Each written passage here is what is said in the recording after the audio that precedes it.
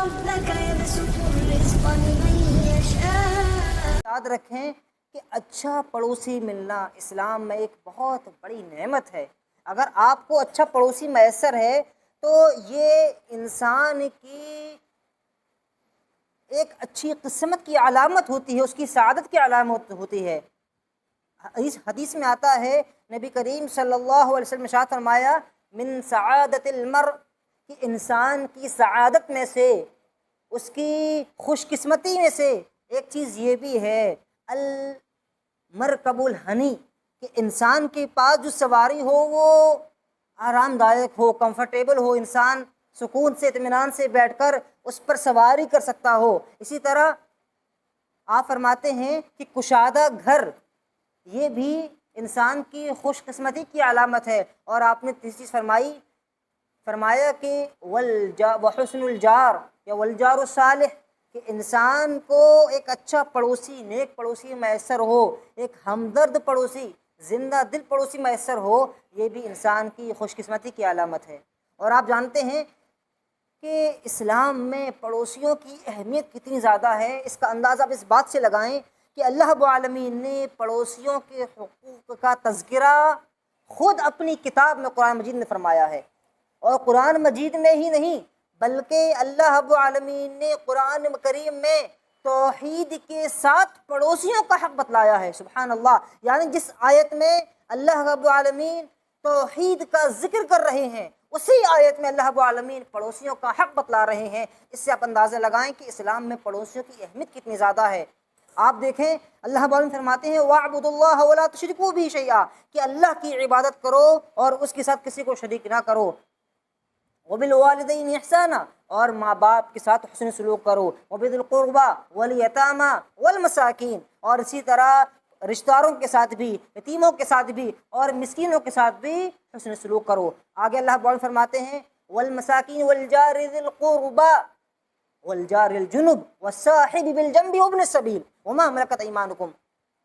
آپ نے فرمایا، اللہ تعالیٰ فرماتے ہیں اسی طرح والجار ذی القربى، جو پڑوسی ہوتا ہے ذی القربہ والا، اس سے بھی حسن سلوک کرو. والجار الجنب، اور جو جار جنب ہوتا ہے پڑوسی، اس کی بھی اہمیت کو جانو، اس کے ساتھ حسن سلوک کرو، اچھی طریقے سے پیش آؤ.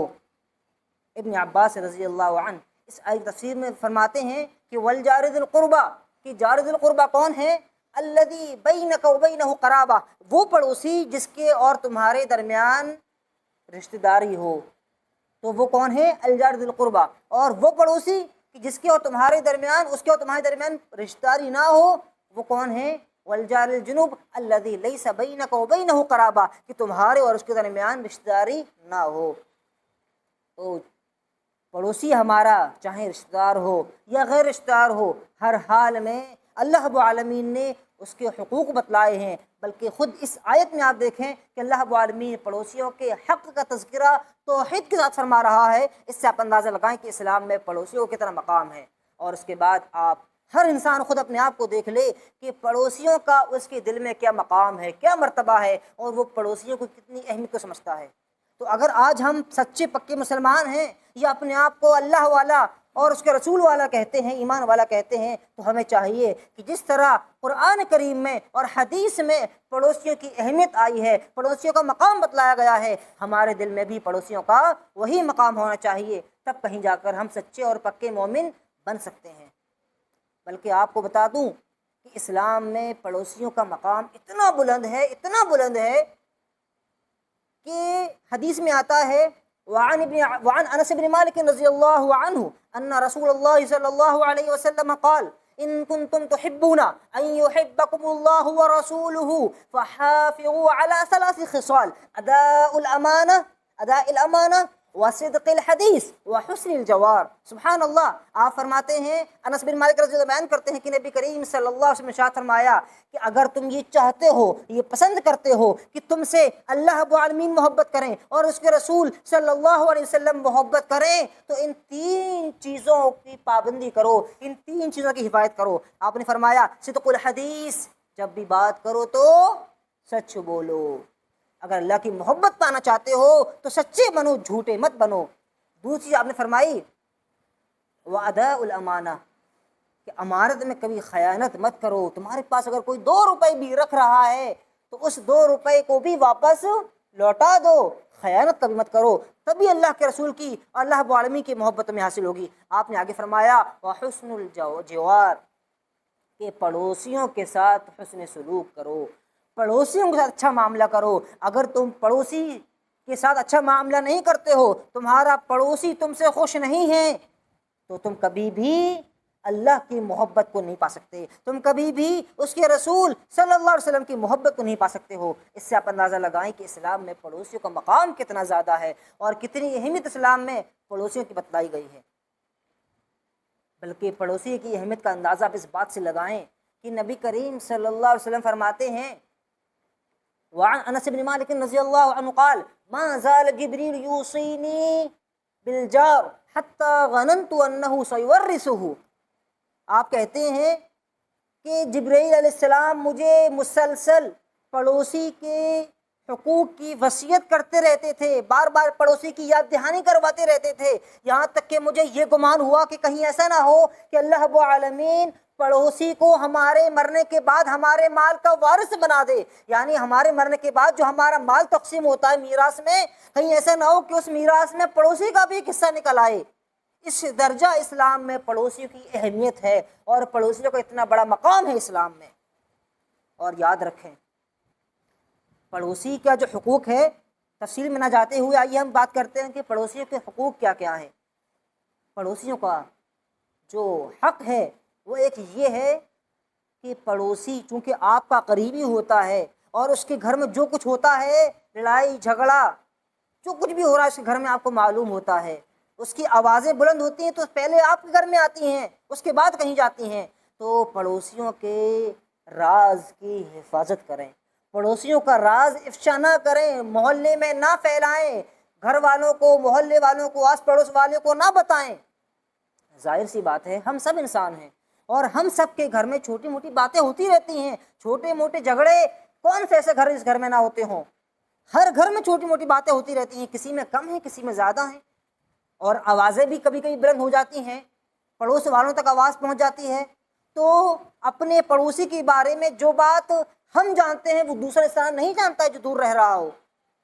تو چونکہ ہم اس کی راز کو جانتے ہیں تو اس کا مطلب ہرگز یہ نہیں ہے کہ اس کا راز ہم پورے محلے میں پھیلا دیں. ذرا سا کچھ جھگڑا ہوا پڑوس میں اور سارے محلے میں بات پھیل گئی آگ کی طرح، اور سب لوگوں کو معلوم چل گیا کہ آج اس کے گھر میں یہ ہوا ہے، اس نے اس کو تھپڑ مار دیا، اس نے اس کو دھکا دے دیا، فوراً پورے محلے میں بات پھیل جاتی ہے. تو یاد رکھیں پڑوسیوں کے راز کی حفاظت کرنا یہ بہت ضروری ہے اور یہ پڑوسی کا حق ہے کہ آپ اس کے راز کی حفاظت کریں. حدیث میں آتا ہے وعن ابی ہریرہ رضی اللہ عنہ ان رسول اللہ صلی اللہ علیہ وسلم قال من ستر مسلما سترہ اللہ فی الدنیا والآخرہ، کہ جو انسان اپنے مسلمان بھائی کے راز کی حفاظت کرتا ہے، پردہ پوشی کرتا ہے، اس کے راز کو افشا نہیں کرتا ہے، تو آپ فرماتے ہیں کہ اللہ رب العالمین اس کے راز کی پردہ پوشی کرتا ہے اور اس کے راز کی حفاظت کرتا ہے. اور ایک حدیث میں آتا ہے کہ نبی کریم صلی اللہ علیہ وسلم نے ارشاد فرمایا کہ جو انسان اپنے مسلمان بھائی کے راز کو پھیلاتا ہے، افشا کرتا ہے، لوگوں میں بیان کرتا پھرتا ہے، تو حدیث میں آتا ہے کہ اللہ رب العالمین اس کے راز کو سارے لوگوں میں پھیلا دیتا ہے، حتی یفضحہ بیا فی بیتہ، یہاں تک حدیث کے الفاظ ہیں کہ اللہ رب العالمین اس انسان کو اس کے اپنے گھر میں ذلیل و رسوا کر دیتا ہے. سبحان اللہ، یہ کتنی بڑی بات ہے کہ اگر ہم اپنے پڑوسی کی راز کی حفاظت نہیں کر رہے ہیں تو اللہ رب العالمین ہمارے خلاف ہو رہا ہے، اور اگر ہم اس کے راز کو پھیلا رہے ہیں تو اللہ رب العالمین اس کے فیور میں آتے ہوئے ہمارے راز کو پھیلا رہا ہے، اور جو ہمارے گھر میں چار دیواری میں جو باتیں ہو رہی ہیں وہ باتیں سب کو معلوم چل رہی ہیں، یہاں تک کہ اللہ رب العالمین ہمارے گھر میں ذلیل اور رسوا کر رہا ہے. بہت بڑی بات ہے یہ. تو ہمیں چاہیے کہ ہم اس چیز کو بالکل بھی معمولی نہ جانیں اور اپنے مسلمان بھائی کے راز کی حفاظت کریں. اور چونکہ پڑوسی تو ہمارا اور زیادہ قریبی ہوتا ہے تو اس لیے ہمیں چاہیے کہ ہم اس کے راز کی بھی حفاظت کریں اور دوسرے لوگوں میں اس کا راز بیان کرنے سے پرہیز کریں اور گریز کریں. اسی طرح پڑوسی کا ایک اور حق یہ بھی ہوتا ہے کہ ہم پڑوسی کے ساتھ حسن ظن رکھیں، اچھا گمان رکھیں، چونکہ پڑوسی بھی انسان ہیں اور انسانوں میں کچھ چیزیں ایسی ہوتی رہتی ہیں جو بظاہر ہمیں سمجھ میں نہیں آتی ہیں، تو ہمیں چاہیے کہ ہم پڑوسی کے بارے میں بدگمانی سے بچیں، پڑوسی کے بارے میں زبردستی اپنی رائے قائم نہ کریں۔ اور اللہ رب العالمین نے بھی ہمیں اس سے منع فرمایا ہے۔ اللہ رب العالمین فرماتے ہیں کہ یا ایھا الذین آمنوا اجتنبوا کثیرا من الظن، اے لوگوں جو ایمان لائے ہو تم بہت زیادہ گمان کرنے سے بچو، ان بعض الظن اسم، کیونکہ بعض جو گمان ہوتے ہیں وہ گناہ ہوتے ہیں، ولا تجسسوا، اور ایک دوسرے کی جاسوسی مت کرو۔ یہ بھی پڑوسی کا ایک حق ہے کہ ہم اپنے پڑوسی بھائی کی جاسوسی نہ کریں، کیونکہ وہ ہمارا قریبی ہے۔ کبھی کبھی ایسا بھی ہوتا ہے کہ پڑوسی ہمارے مکان سے بالکل لگا ہوا ہوتا ہے اور گھر میں اور دیوار میں ایک چھید ہوتا ہے اور ہمیں کبھی دکھ رہا ہوتا ہے اس کے گھر میں کیا ہو رہا ہے، اگر ہم جھانک کے دیکھیں تو ہمیں چاہیے کہ ہم بار بار موکلوں سے اور چھید سے جا کر نہ دیکھیں کہ اس کے گھر میں ہو کیا رہا ہے۔ یہ بہت بری بات ہے کہ ہم اس کے گھر کی جاسوسی کریں اور اس کے گھر کے جو راز ہوتے ہیں ان کو ہم جانیں اور ان کو ہم پھیلائیں۔ یہ بھی پڑوسی کا حق ہے کہ ہم اس کی جاسوسی نہ کریں۔ اسی طرح پڑوسی کا ایک حق یہ بھی ہے کہ پڑوسی کے گھر میں جو عورتیں ہیں ہم ان پر اپنی نگاہیں نہ ڈالیں۔ اور بڑے افسوس کے ساتھ میں یہ بات کہنا چاہتا ہوں کہ آج ہمارے معاشرے میں یہ چیز بہت بری طرح پھیل چکی ہے۔ دیکھنے میں یہ آتا ہے کہ کسی کا مکان زیادہ بڑا ہوتا ہے، کسی کو چھوٹا ہوتا ہے، کسی کی چھت زیادہ اونچی ہوتی ہے، اللہ نے اس کو زیادہ نوازا رکھا ہوتا ہے مال کے معاملے میں، تو جس کا گھر اونچا ہوتا ہے اس کے گھر میں لوگ چھتوں پر چڑھ جاتے ہیں مرد، اور پڑوس کی جو عورتیں ہیں جو کام کر رہی ہوتی ہیں، کبھی کپڑے دھو رہی ہوتی ہیں، کبھی کھانا بنا رہی ہوتی ہیں، کبھی آنگن میں کچھ اور کام کر رہی ہوتی ہیں، وہ کھڑے ہو جاتے ہیں اور ٹک ٹکی باندھ کر دیکھتے رہتے ہیں گھر میں کیا ہو رہا ہے۔ بیچاری عورتیں پریشان ہوتی ہیں، وہ اپنے آپ کو چھپانا چاہتی ہیں، لیکن ان کی مجبوری ہے، وہ کب تک بچیں، کہاں تک بچیں، کام انہیں اپنے گھر میں ہی کرنا ہے۔ وہ اپنے گھر میں لوگوں کی نگاہوں سے سیف نہیں ہیں، اپنے گھر میں محفوظ نہیں ہیں۔ کیوں؟ ہماری وجہ سے، کیونکہ ہم اپنے پڑوس کی عورتوں کو جھانک رہے ہیں، تاک رہے ہیں، انہیں دیکھ رہے ہیں، ان پر گندی نظریں ڈال رہے ہیں۔ تو یہ بہت گھٹیا اور بہت بری چیز ہے، بہت بری حرکت ہے یہ کہ ہم اپنے پڑوس کی عورتوں کو جھانکیں تاکہ ان پر نگاہ ڈالیں اور ان کو پریشان کریں۔ یاد رکھیں، عموماً کسی اور غیر عورت کو دیکھنا یہ گناہ ہے، بلکہ حدیث میں آتا ہے کہ یہ زنا ہے۔ وَزِنَا النَّظْرِ وَزِنَا الْعَيْنِ النَّظْرِ، آنکھوں کا زنا کیا ہوتا ہے؟ دیکھنا۔ تو اگر ہم کسی غیر محرم کو دیکھ رہے ہیں تو یہ بھی گناہ ہے، ہم زنا کر رہے ہیں آنکھوں سے۔ لیکن اگر وہی عورت ہماری پڑوس کی ہے، پڑوس کی بہن، بیوی، بیٹی، کوئی بھی ہے، تو یہ گناہ مزید بڑھ جاتا ہے۔ اور یہ بات میں اپنی طرف سے نہیں کہہ رہا ہوں، حدیث میں آتا ہے، نبی کریم صلی اللہ علیہ وسلم نے صحابہ سے سوال کیا، اسی طرح مجلس لگی ہوئی تھی، آپ نے سوال کیا ما تقولون فی الزنا، کہ اے صحابہ کی جماعت بتاؤ تم زنا کے بارے میں کیا کہتے ہو، تمہارا کیا خیال ہے؟ صحابہ کرام نے کہا حرمہ اللہ ورسولہ، کہ اس کو تو اللہ اس کے رسول نے حرام کر دیا ہے، فہو حرام الی یوم القیامہ، تو وہ قیامت کے دن تک حرام ہے، جائز نہیں ہے، بہت بڑا گناہ ہے۔ آپ نے آگے فرمایا کہ لَأَن يَزْنِيَ الرَّجُلُ، میرے الفاظ بغور سنیے کہ حدیث کے الفاظ ہیں یہ، آپ کہتے ہیں صلی اللہ علیہ وسلم کہ لَأَن يَزْنِيَ الرَّجُلُ بِعَشْرَةِ نِسْوَةٍ، کہ انسان 10 عورتوں سے زنا کر لے، انسان 10 عورتوں سے زنا کر لے، ایسر لہ من ان یزنی حلیلۃ جارہ، کہ انسان 10 عورتوں سے زنا کر لے، یہ اللہ کے نزدیک زیادہ آسان ہے اس بات سے کہ انسان اپنی پڑوسی کی بیوی سے زنا کر لے۔ نعوذ باللہ من ذالک، استغفر اللہ۔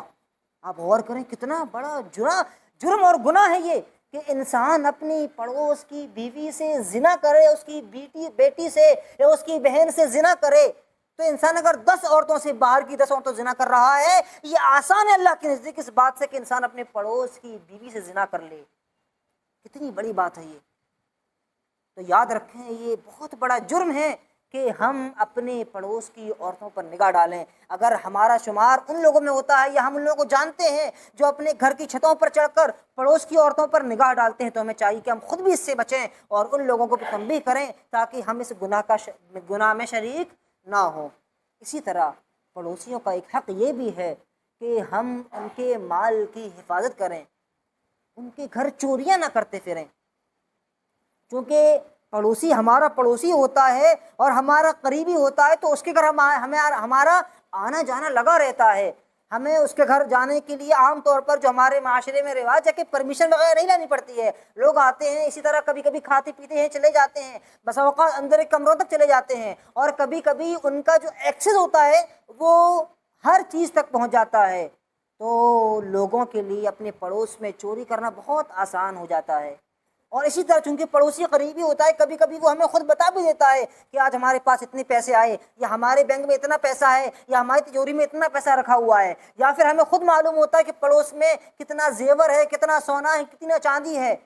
یعنی یہ اندر کی باتیں ہوتی ہیں، لیکن چونکہ پڑوسی کو عام طور پر جو شیئر کرتے ایک دوسرے سے باتیں، ان کو یہ باتیں معلوم ہوتی ہیں، تو ایک پڑوسی کے لیے اپنے پڑوس سے چوری کرنا زیادہ آسان ہوتا ہے۔ اس کو معلوم ہوتا ہے کہ پڑوسی کب جا رہا ہے، کب آ رہا ہے، کب گھر میں کم لوگ رہتے ہیں، کب وہ کسی دوست کے گھر یا رشتہ دار کے گھر لمبے دن تک ملنے کے لیے جا رہے ہیں، سب بات اس کو معلوم رہتی ہیں۔ تو یاد رکھیں، پڑوس کے گھر سے چوری کرنا یہ بھی بہت بڑا گناہ ہے، بلکہ حدیث میں آتا ہے، آپ نے ارشاد فرمایا صلی اللہ علیہ وسلم نے آگے پوچھا کہ ما تقولون فی السرقہ، کہ صحابہ بتاؤ تم لوگ چوری کے بارے میں، سرقہ کے بارے میں کیا کہتے ہو؟ صحابہ نے جواب دیا، حرام حرمہ اللہ ورسولہ فہو حرام، کہ اس کو تو اللہ اس کے رسول صلی اللہ علیہ وسلم نے حرام قرار دیا ہے تو وہ حرام ہے، ظاہر سی بات ہے۔ تو آپ نے آگے فرمایا، فقال رسول اللہ صلی اللہ علیہ وسلم لَأَن يَسْرِقَ الرَّجُلُ مِنْ عَشْرَةِ أَبْيَاتٍ، کہ انسان 10 گھروں سے چوری کر لے، انسان 10 گھروں سے چوری کر لے، ایسر لہ، یہ اس کے اللہ رب العالمین کے لیے اور اس کے لیے زیادہ آسان ہے اس بات سے، من ان یسرق من بیت جارہ، کہ وہ اپنے پڑوسی کے گھر سے چوری کر لے۔ سبحان اللہ، کتنا بڑا گناہ اور کتنا بڑا جرم ہے یہ کہ انسان اپنے پڑوس کے گھر سے چوری کر لے۔ تو ہمیں چاہیے کہ جس طرح ہم اپنے پڑوسی سے محبت کرتے ہیں اور اپنے پڑوسی کا احترام کرتے ہیں، اسی طرح اس کے گھر چوری نہ کریں، اس کے گھر میں نگاہیں نہ ڈالیں، اس کی عورتوں میں تاک جھانک نہ کریں۔ اسی طرح پڑوسی کا ایک حق یہ بھی ہوتا ہے کہ ہم پڑوسی کا احترام کریں، پڑوسی کا اکرام کریں، اس کے ساتھ محبت سے، الفت سے پیش آئیں، اس کے ساتھ ہم بلند آواز سے یا غصے سے یا تیکھے پن سے بات نہ کریں، اور اگر وہ ہمارے گھر آ رہا ہے تو ہم اس کی عزت کریں، یہ بھی پڑوسی کا ایک مقام ہے۔ بلکہ حدیث کے مطابق حدیث میں آتا ہے، وعن ابی ایوب الانصاری رضی اللہ عنہ ان رسول اللہ صلی اللہ علیہ وسلم قال من کان یؤمن باللہ والیوم الاخر فلیکرم جارہ۔ ابو ایوب رضی اللہ عنہ بیان کرتے ہیں کہ نبی کریم صلی اللہ علیہ وسلم نے ارشاد فرمایا کہ جو انسان اللہ پر اور آخر کے دن پر ایمان رکھتا ہو، اس کو چاہیے فلیکرم جارہ، کہ وہ اپنے پڑوسی کی عزت کرے، اس کا اکرام کرے، اس کا احترام کرے۔ یہ بھی پڑوسی کا ایک حق ہے جو اسلام نے ہمیں بتایا ہے۔ اور اسی طرح پڑوسی کا ایک حق یہ بھی ہے کہ پڑوسی ہم سے اور ہم سے، ہمارے شر سے ہر حال میں محفوظ رہے، ہر حال میں وہ ہمارے شر سے محفوظ رہے۔ حدیث میں آتا ہے، آپ صلی اللہ علیہ وسلم نے ارشاد فرمایا کہ المسلم من سلم المسلمون من لسانہ و یدہ، کہ مسلمان وہ ہے کہ جس کے ہاتھ سے اور اس کی زبان سے دوسرے تمام کے تمام مسلمان محفوظ رہیں، بچے رہیں۔ اور یاد رکھیں، یہاں پر ہاتھ سے مراد صرف ہاتھ نہیں ہے، ایسا نہیں کہ ہاتھ سے منع کیا گیا تو ہم پیر سے اس کو مار دیں، نہیں، بلکہ ہاتھ سے مراد یہ ہے کہ جسمانی اذیت اور تکلیف دینا پڑوسی کو جائز نہیں ہے۔ اور اسی طرح زبان سے مراد صرف زبان سے نہیں ہے، بلکہ کسی بھی طرح کی روحانی تکلیف اس کو دینا یا ذہنی پریشانی، ذہنی اذیت میں اس کو ڈالنا، یہ بھی اسلام میں جائز نہیں ہے، اور اس کا حق ہے کہ وہ ہمارے شر سے بچا رہے۔ بلکہ حدیث میں تو اس درجہ تنبیہ کی گئی ہے کہ اللہ کے نبی صلی اللہ علیہ وسلم نے ارشاد فرمایا، واللہ لا یؤمن، واللہ لا یؤمن، واللہ لا یؤمن۔ آپ صلی اللہ علیہ وسلم نے 3 مرتبہ ارشاد فرمایا کہ اللہ کی قسم وہ مومن نہیں ہے، اللہ کی قسم وہ مومن نہیں ہے، اللہ کی قسم وہ مومن نہیں ہے۔ صحابہ کرام چونک گئے، آپ صلی اللہ علیہ وسلم ایک بات 3 بار دہرا رہے ہیں۔ پوچھا، ومن یا رسول اللہ، اے اللہ کے رسول صلی اللہ علیہ وسلم کون ہے جو مومن نہیں ہے؟ آپ نے فرمایا، الجار لا یؤمن جارہ بوائقہ، وہ انسان کہ جس سے اس کا پڑوسی اس کے شر سے محفوظ نہیں ہے۔ تو وہ انسان مومن نہیں ہے۔ یعنی معلوم ہی چلا کہ اگر ہمارے شر سے، ہماری برائی سے ہمارا پڑوسی محفوظ نہیں ہے تو ہمارا ایمان مکمل نہیں ہے، ہمارا ایمان ناقص ہے، ہم مومن نہیں ہیں۔ اگر ہم چاہتے ہیں کہ ہم حقیقی مومن بنیں، وہ مومن بنیں جو مومن اللہ کے یہاں قابل قبول ہے، وہ ایمان ہم لائیں جو ایمان اللہ کے یہاں قابل قبول ہے، تو ہمیں چاہیے کہ ہم اپنے پڑوسی کو اپنی زبان سے اور اپنی شر سے محفوظ رکھیں اور اس کو کسی بھی قسم کی تکلیف نہ دیں۔ یہ اصل پڑوسی کا مقام ہوتا ہے۔ اور یاد رکھیں، پڑوسی تو وہ ہوتے ہیں کہ جن کے بارے میں عرب کہا کرتے تھے، عرب میں یہ مثال مشہور تھی کہ الجار قبل الدار، کہ جو پڑوسی ہوتا ہے یہ گھر سے پہلے ہوتا ہے۔ آج اگر ہم کہیں پر شفٹ ہو رہے ہوتے کسی محلے میں، کسی علاقے میں، تو ہم کیا دیکھتے ہیں؟ جگہ کتنی اچھی ہے، مکان ہمارا روڈ پر ہے یا نہیں ہے، یا مکان کے تکونے پر ہے یا نہیں ہے، یا مکان مارکیٹ کے بیچ میں یا نہیں، ہم یہ سب دیکھتے ہیں۔ لیکن عرب کے لوگ کیا دیکھتے تھے؟ اگر وہ کہیں پر شفٹ ہوتے تھے، سب سے پہلے دیکھتے تھے کہ جہاں پر ہم جا رہے ہیں آس پاس کے لوگ کیسے ہیں، ہمارے پڑوسی کیسے ہیں، کیونکہ پڑوسی اگر ہمارے اچھے ہیں تو ہماری زندگی بہت سکون کی گزرنے والی ہے۔ اور اگر یاد رکھیں پڑوسی اچھے نہیں ہیں، آپ کتنے بھی عالیشان مکان میں پہنچ جائیں، کتنے بڑے بنگلے میں یا محل میں پہنچ جائیں، اگر آپ کے پڑوسی اچھے نہیں ہیں تو آپ ان کے شر سے بچ نہیں سکتے ہیں، ان کی اذیت سے آپ بچ نہیں سکتے ہیں، وہ آپ کا جینا حرام کر دیں گے، جینا دوبر کر دیں گے۔ تو ہمیں چاہیے کہ ہم اپنے پڑوسیوں کی اہمیت کو سمجھیں اور خود اس بات کو سمجھیں کہ جس طرح ہم چاہتے ہیں کہ ہم ان کے شر سے محفوظ رہیں، وہ بھی ہمارے شر سے محفوظ رہیں۔ اور ایک بات یاد رکھیں، ہم مسلمان ہیں، ہم سب انسان ہیں، ہم سے غلطیاں ہو جاتی ہیں۔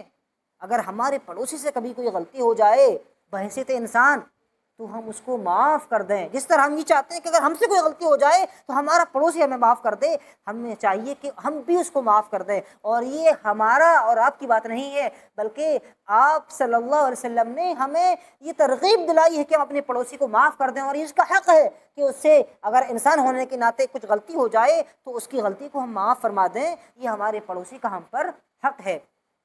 اور اسی طرح پڑوسی کا ایک حق ہم پر یہ بھی ہے کہ جو ہمارا پڑوسی ہے وہ اگر ہمارے گھر کی دیوار میں کوئی کیل ٹھونک رہا ہے، ہمارے گھر کی دیوار میں وہ کوئی کیل ٹھونک رہا ہے تو ہم اس کو کیل ٹھونکنے سے منع نہ کریں۔ یہ بھی اللہ کے نبی صلی اللہ علیہ وسلم نے ہمیں بتایا ہے۔ حدیث میں آتا ہے وعن ابی ہریرہ رضی اللہ عنہ ان رسول اللہ صلی اللہ علیہ وسلم قال کہ لا يمنع جار جارہ من ان یغرز خشبہ فی جدارہ۔ اس کے بعد حدیث میں آتا ہے کہ ابو ہریرہ رضی اللہ عنہ بیان کرتے ہیں واللہ ما لی اراکم عنہا معرضین واللہ لارمین بہا بین اکتافکم۔ آپ فرماتے ہیں اللہ کے نبی صلی اللہ علیہ وسلم نے ارشاد فرمایا کہ تم میں سے کوئی بھی اپنے پڑوسی کو اس بات سے منع نہ کرے کہ وہ اس کے گھر میں کیل ٹھونکے۔ اگر اس کی دیوار میں وہ اپنی طرف سے کیل ٹھونک رہا ہے تو اس کو ٹھونک لینے دو، اس کو کوئی ضرورت ہوگی اس کو پرمیشن دے دو، منع نہ کرو اس کو۔ اس کے بعد ابو ہریرہ بیان جو راوی حدیث ہے وہ کہتے ہیں ما لی اراکم عنہا معرضین، کہ تمہیں کیا ہو گیا ہے؟ وہ اپنے جو مجمع میں جو سامنے لوگ تھے ان کو مخاطب کرتے ہوئے کہتے ہیں کہ ما لی اراکم عنہا معرضین، تمہیں کیا ہو گیا ہے؟ تم کیوں اس حدیث سے اعراض کر رہے ہو، اور تم کیوں ایسا کر رہے ہو، کیوں سے اعراض کر رہے ہو؟ تو آپ نے ان کو بھی تنبیہ کی، آگے فرمایا واللہ لارمین بہا بین اکتافکم۔ تو اس لیے ہمیں چاہیے کہ ہم اپنے پڑوسی کو اپنے گھر کی دیوار میں کیل ٹھونکنے سے منع نہ کریں۔ اور اس کے بعد میں ایک دو حقوق بیان کر کے اپنی بات ختم کروں گا۔ پڑوسیوں کے حقوق میں سے ایک حق یہ بھی ہے کہ ہمارا جو پڑوسی ہے ہم اس کا حال دریافت کرتے رہیں، ہم اس کی خیریت لیتے رہیں اور ہم اس کا حال چال لیتے رہیں۔ آج چونکہ ہم بہت ترقی کر چکے، دنیا بہت ترقی کر چکی ہے، ہر انسان اپنی زندگی میں بزی ہے، بہت سے لوگ اس حد تک بزی ہو جاتے ہیں کہ ان کو اس بات کا ہوش نہیں رہتا ہے کہ میرا پڑوسی کس حال میں کیسا ہے، اس کا کاروبار کیسا چل رہا ہے، اسے گھر میں صحیح سے کھانا بھی بن رہا ہے یا نہیں، کہیں وہ قرض دار تو نہیں ہے، کہیں اس کو کوئی اور مسئلہ تو نہیں ہے۔ ہم اپنے پڑوسیوں کا حال دریافت نہیں کر پاتے ہیں۔ یاد رکھیں پڑوسیوں کا حال دریافت کرنا یہ بھی اس کا ایک حق ہے۔ تو ہمیں چاہیے کہ ہم اپنے پڑوسیوں کا حال دریافت کرتے رہیں۔ اور اسی طرح اگر ہمارے گھر میں کچھ کھانے پینے کا بنے، اچھا بنے کہ جیسا بھی بنے، ہمیں چاہیے کہ ہم تھوڑا سا ہی صحیح وہ لے کر اپنے پڑوسی کے گھر پر پہنچا دیں۔ یہ بہت بڑی نیکی کا کام ہے اور بہت بڑے ثواب کا یہ کام ہے، بلکہ یہ سنت رسول ہے صلی اللہ علیہ وسلم۔ آپ یاد رکھیں، حدیث میں آتا ہے ابو ذر رضی اللہ عنہ جو بہت بڑے صحابی ہیں، آپ صلی اللہ علیہ وسلم نے ان کو نصیحت کرتے ہوئے اور وصیت کرتے ہوئے فرمایا تھا، یا ابا ذر اذا طبخت مرقۃ فاکثر ماءها وتعاہد جیرانک، کہ اے ابو ذر جب تم کبھی شوربہ بناؤ، کچھ کھانا اچھا بناؤ، فاکثر ماءها تو اس میں شوربہ زیادہ کر دو، وتعاہد جیرانک اور اپنے آس پڑوس کے جو لوگ ہیں ان کی خیریت لے لو، ان کو تھوڑا بہت دے دو۔ یہ سنت رسول ہے صلی اللہ علیہ وسلم۔ اس لیے ہمیں چاہیے کہ ہم اپنے پڑوسیوں کا خیال رکھیں، اور اسی طرح پڑوسیوں کا ایک حق یہ بھی ہے کہ ہمارے جو پڑوسی ہیں جب وہ ہمیں دعوت دیں کبھی، یا ہمارے گھر کچھ کھانے پینے کا بھیجیں، تو ہم ان کی دعوت کو ٹانٹ ٹھکرائیں، یا ہمارے گھر وہ تھوڑا بہت کھانے کا بھیج رہے ہیں ایک کٹوری میں، تو ہم اس کو منع نہ کریں، اس سے انکار نہ کریں۔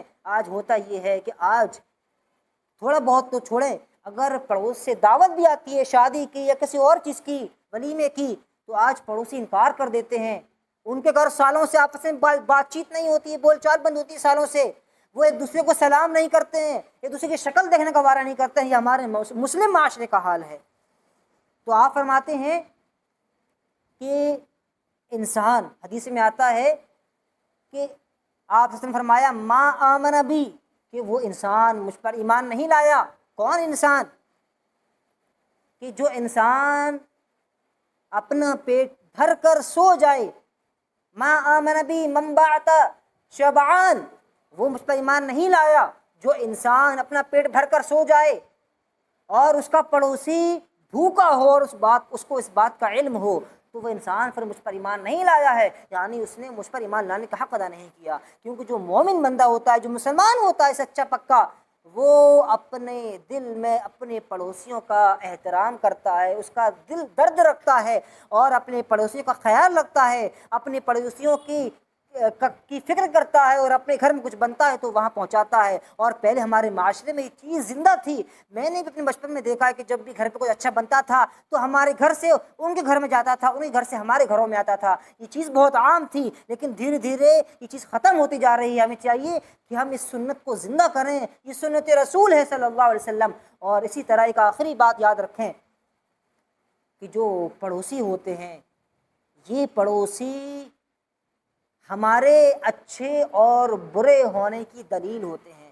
یعنی اگر آپ کو جاننا ہو کہ آپ ایک اچھے انسان، ایک اچھے مسلمان ہیں یا نہیں ہیں، تو آپ کو چاہیے کہ آپ اپنے پڑوسی سے پوچھ لیں۔ اگر آپ کا پڑوسی آپ کے بارے میں یہ کہہ دے کہ ہاں آپ اچھے ہیں تو آپ اچھے ہیں، پڑوسی کہہ دے کہ آپ برے ہیں تو آپ برے ہیں۔ اور یہ بات میں اپنی طرف سے نہیں کہہ رہا ہوں، بلکہ یہ بات ہمیں سنت سے ملتی ہے، حدیث سے ملتی ہے، نبی کریم صلی اللہ علیہ وسلم سے ملتی ہے۔ حدیث میں آتا ہے، ایک صحابی نے سوال کیا، یا رسول اللہ کیف اعلم ان احسنت، کہ میں کیسے معلوم کروں کہ میں اچھا کر رہا ہوں؟ آپ نے فرمایا سل جیرانک، اپنے پڑوسیوں سے سوال کرو، ان سے پوچھو۔ ان قالوا احسنت، اگر وہ کہے تم نے اچھا کیا، تم نے صحیح کیا، تم اچھے ہو، فقد فانت فاحسنت، تو تم اچھے ہو۔ وَإِن قَالُوا وَسَأْتَ، اگر وہ تو کہہ دے کہ تم نے برا کیا، تم برے ہو، تو اس کا مطلب تم برے ہو۔ تو پڑوسیوں کی گواہی اتنی زیادہ میٹر کرتی ہے اسلام میں، اتنا زیادہ ان کا مقام ہے پڑوسیوں کا، بلکہ اتنا ہی نہیں، اللہ کے نزدیک، اللہ رب العالمین کے نزدیک بھی پڑوسیوں کی گواہی اتنی زیادہ اہمیت کی حامل ہے کہ حدیث میں آتا ہے کہ کسی کا انتقال ہو جائے اور اس کے بارے میں 4 پڑوسی گواہی دے دیں کہ یہ اچھا ہے، تو اللہ رب العالمین اس بندے کی مغفرت کر دیتا ہے اور کہتا ہے قد غفرت لہ، کہ میں نے اس کے لیے قد قبلت فیہ شہادتکم، کہ میں نے تم لوگوں کی شہادت اس کے بارے میں قبول کر لی، وغفرت لہ ما لا تعلمون، اور وہ اس کے گناہ جو تم نہیں جانتے تھے اے لوگوں، میں نے وہ گناہ معاف کر دیے۔ تو پڑوسیوں کی اہمیت یہ ہے اسلام میں کہ پڑوسی جو کہہ دے وہ ہو جاتا ہے، اور اللہ رب العالمین بھی اس کو تسلیم کر لیتا ہے۔ اس لیے ہمیں چاہیے کہ ہم پڑوسیوں کی اہمیت کو پہچانیں اور پڑوسیوں کا مقام جانیں، اور یاد رکھیں پڑوسیوں کا مقام اتنا زیادہ ہے کہ اللہ رب العالمین نے قرآن مجید میں فرمایا وَضَرَبَ اللَّهُ مَثَلًا لِلَّذِينَ آمَنُوا امرأة فرعون إذ قالت رب ابن لي عندك بيتا في الجنة ونجني من فرعون وعمله ونجني من القوم الظالمين۔ اللہ رب العالمین نے مومنوں کے لیے فرعون کی بیوی آسیہ کی مثال دی۔ ان امرأة فرعون اذ قالت، جب اس نے کہا رب ابن لي عندك بيتا في الجنة، کہ اے میرے رب تو جنت میں میرے لیے اپنے پاس ایک گھر بنا دے۔ سبحان اللہ، آپ غور کریں حدیث اس آیت کے ٹکڑے میں اور اس کے ترجمے میں۔ اگر میں اس کا آیت کا لفظ ٹو لفظ ترجمہ کروں، ورڈ ٹو ورڈ ترجمہ یہ ہوگا کہ اس نے جب کہا رب ابن لی، اے رب بنا دے میرے لیے جنت میں ایک گھر، تیرے پاس جنت میں ایک گھر، یعنی مفسرین نے اس آیت کی تفسیر میں لکھا ہے کہ اختارت الجار قبل الدار، کہ فرعون کی بیوی آسیہ نے گھر سے پہلے پڑوسی کو چوز کیا، پڑوسی کو چنا، پڑوسی اختیار کیا۔ کیا کہا؟ اے میرے رب اپنے پاس جنت میں ایک گھر بنا دیں، یعنی ان کا پڑوسی کون ہے؟ اللہ رب العالمین۔ انہوں نے اللہ رب العالمین کا پڑوس اور ان کا پڑوسیوں نے اختیار کیا، اور اس کے بعد کہا کہ اپنے پاس جنت میں ایک گھر بنوا دیں۔ تو یہ پڑوسی کا مقام ہے۔ ایک آخری بات کہہ کر اپنی بات کو ختم کروں گا کہ پڑوسی کا مطلب ہم عام طور پر جو سمجھتے ہیں وہ یہ سمجھتے ہیں کہ ہمارا پڑوسی وہ ہے جو مسلمان ہے۔ یاد رکھیں، پڑوسی ہوتا ہے، چاہے وہ مسلمان ہو، چاہے وہ مسلمان میں کسی بھی مذہب کا یعنی کسی بھی فقہ کا ماننے والا ہو، حنفی ہو، شافعی ہو، مالکی، حنبلی ہو، یا بریلوی ہو، یا شیعہ بھی ہو، یا کافر بھی ہو، یا یہودی ہو، نصرانی ہو، کوئی بھی ہو، پڑوسی ہوتا ہے، اور پڑوسی کا جو حق ہے وہ اس کے لیے واجب ہے اور اس کے لیے ضروری ہے۔ تو پڑوسی کا مطلب صرف یہ نہ سمجھے کہ مسلمان ہے تو پڑوسی ہے، اس کا حق ہے، مسلمان نہیں تو اس کا کوئی حق نہیں ہے۔ اور اس بات کو آپ اس حدیث سے سمجھیں۔ حدیث میں آتا ہے وعن انس بن مالک رضی اللہ عنہ، انس بن مالک رضی اللہ بیان کرتے ہیں کہ ان کے گھر میں کوئی سالن بنا، کوئی اچھی ڈش بنی، تو آپ نے فرمایا کہ اہدیتم لجاری الیہودی، کہ کیا تم نے یہ سالن جو بنا ہے اس کا ایک حصہ میرے یہودی پڑوسی کو دے دیا، ہدیہ کر دیا یا نہیں کیا؟ اگر نہیں کیا تو جاؤ جا کر ہدیہ کرو۔ تو وہ اپنے یہودی پڑوسی کو جو سالن بنائے گھر میں وہ ہدیہ کر رہے ہیں، اس کا حق اسے دے رہے ہیں۔ اس سے معلوم چلتا ہے یہ صحابہ کی عظمت تھی، صحابہ کی فقہ اور سمجھ کی دلیل تھی کہ وہ پڑوسی کو پڑوسی مانتے تھے، چاہے وہ کافر ہو یا مسلمان ہو، پڑوسی ہوتا ہے۔ آپ نے آگے فرمایا فَإِنِّي سَمِعْتُ رَسُولَ اللَّهِ صلی اللہ علیہ وسلم يقول، کیونکہ میں نے نبی کریم صلی اللہ علیہ وسلم کو فرماتے ہوئے سنا ہے کہ مَا زَالَ جِبْرِيلُ يُوصِينِي بِالْخَيْرِ حَتَّى بِالْجَارِ حَتَّى ظَنَنْتُ أَنَّهُ سَيُوَرِّثُهُ، کہ میں جبریل علیہ السلام کو یہ وصیت کرتے ہوئے سنتا ہوں کہ وہ پڑوسیوں کے بارے میں وصیت کرتے ہوئے سنتا ہوں، یہاں تک کہ میں نے یہ گمان کیا کہ کہیں اللہ رب العالمین ان کو وارث نہ بنا دے۔ تو یہ پڑوسی کا اسلام میں مقام ہے، یہ پڑوسیوں کا اسلام میں مرتبہ ہے۔ تو بھائی اور دوستو، ہمیں چاہیے کہ ہم بھی پڑوسیوں کا مقام جانیں، ہم بھی پڑوسیوں کا حق جانیں، اور پڑوسیوں کو جو حقوق ہیں وہ ہم ان کو دینے کی کوشش کریں، کیونکہ اگر ہم اس میں کوتاہی کریں گے تو پھر جیسا کہ میں نے بیان کیا احادیث کی روشنی میں، قرآن کی روشنی میں، اللہ رب العالمین ہم سے ناراض ہو جائیں گے۔ اگر ہم ان کے راز کو افشا کریں گے، پھیلائیں گے، تو اللہ رب العالمین ہمارے راز کو افشا کر دیں گے، ہمارے راز کو پھیلائیں گے، اور ہمیں ہمارے گھروں میں ذلیل اور رسوا کر دیں گے۔ اور وہ کون بدبخت اور کمبخت اور ناعاقبت اندیش انسان ہے جو اللہ رب العالمین سے لڑائی مول لینا چاہے گا، جو اللہ رب العالمین سے جنگ مول لینا چاہے گا، جو اللہ رب العالمین کے خلاف جانا چاہے گا۔ اس لیے ہمیں چاہیے کہ ہم اپنے پڑوسیوں کا حق جانیں، ہم اپنی پڑوسیوں کی اہمیت کو جانیں، اور دل سے ان کا احترام کریں، ان کا اکرام کریں، اور جو کچھ بھی کریں ہم اس کو عبادت سمجھ کے کریں، یہ سمجھ کر نہیں کہ یہ بوجھ ہے یا مجبوری میں ہم اس کو کر رہے ہیں، بلکہ ہم سمجھیں کہ یہ عبادت ہے۔ جس طرح نماز پڑھنا عبادت ہے، جس طرح قرآن پڑھنا عبادت ہے، جس طرح حج کرنا اور زکوٰۃ دینا اور روزے رکھنا عبادت ہے، اسی طرح پڑوسیوں کا حق دینا، ان کے راز کو چھپانا، ان کا خیال رکھنا، ان کے گھر سالن بھجوانا اور ان کے حقوق کو ادا کرنا یہ بھی عبادت ہے. ہمیں چاہیے کہ ہم اس کو بھی عبادت سمجھیں اور ان کو صحیح طریقے سے انجام دینے کی کوشش کریں. دعا اللہ رب العالمین ہم تمام لوگوں کو پڑوسیوں کے حق کو سمجھنے کی توفیق عطا فرمائے. اللہ رب العالمین ہم تمام لوگوں کو پڑوسیوں کو سلام کرنے کی توفیق عطا فرمائے. اللہ رب العالمین وہ پڑوسی کہ جن کے درمیان لڑائیاں چل رہی ہیں برسوں سے، آپ ان کی لڑائی کو ختم کروا دیں. اللہ رب العالمین جو پڑوسی آپس میں دوسرے سے ناراض ہیں ان کی ناراضگی کو دور فرما دیں. اللہ رب العالمین جو پڑوسی ایک دوسرے سے خفا ہیں ان کی خفگی کو دور فرما دیں. اللہ رب العالمین ہمیں ہر حال میں ہمارے پڑوسیوں کا احترام کرنے کی توفیق عطا فرما. اللہ رب العالمین ہمیں اپنے پڑوسیوں کا خیال رکھنے کی توفیق عطا فرما. اللہ رب العالمین ہمارے پڑوسی اگر قرضدار ہیں تو ان کا قرض ہمیں ادا کرنے کی توفیق عطا فرما. اللہ رب العالمین اگر ہمارے پڑوسی بیمار ہیں تو ان کو شفائے کاملہ عطا فرما. اللہ رب العالمین ہمارے پڑوسی اگر کسی مصیبت میں ہیں تو ہمیں ہر حال میں ان کی مصیبت سے ان کو نکالنے کی توفیق عطا فرما. اللہ رب العالمین اگر ہمارا پڑوسی کسی بھی اعتبار سے ہمارا محتاج ہے تو ہمیں تو اس لائق بنا دے کہ ہم ان کی ہر محتاجی کو دور فرما دیں. اللہ رب العالمین تو ہم تمام لوگوں کو ایک دوسرے کا خیال رکھنے کی اور ایک دوسرے سے محبت کرنے کی توفیق عطا فرما. اللہ رب العالمین تو ہمیں اپنے پڑوسیوں سے محبت کرنے کی توفیق عطا فرما. اللہ رب العالمین تو ہمیں جب تک زندہ رکھے اسلام پر زندہ رکھ اور خاتمہ ہو تو خاتمہ بالخیر ہو اور آخر الفاظ ہی ہوں اشہد ان لا الہ الا اللہ واشہد ان محمد عبدہ ورسولہ. آمین. وآخر دعوانا ان الحمد للہ رب العالمین. السلام علیکم ورحمۃ اللہ وبرکاتہ. بعباده خبيرا بصيرا ولا تقل